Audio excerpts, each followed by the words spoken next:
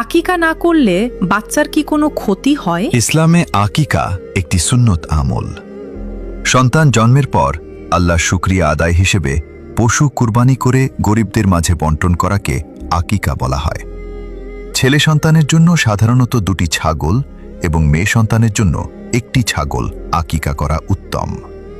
তবে আকিকা না করলে বাচ্চার কোনো অমঙ্গল, বিপদ, রোগ ব্যাধি বা জীবনে ক্ষতি হবে এমন কথা কুরআন ও সহিহ হাদিসে নেই।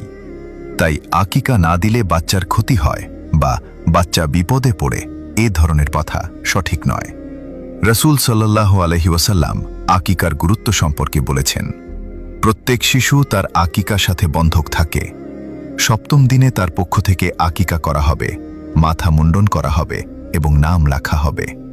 আলিমরা এই হাদিসের ব্যাখ্যায় বলেছেন, এর অর্থ হল আকিকা একটি গুরুত্বপূর্ণ সুন্নত ও উত্তম আমল, কিন্তু এটি না করলে সন্তান গুনাহগার হয় না এবং বাবা মাও বাধ্যতামূলক গুনাহে পড়েন না যদি সামর্থ্য না থাকে।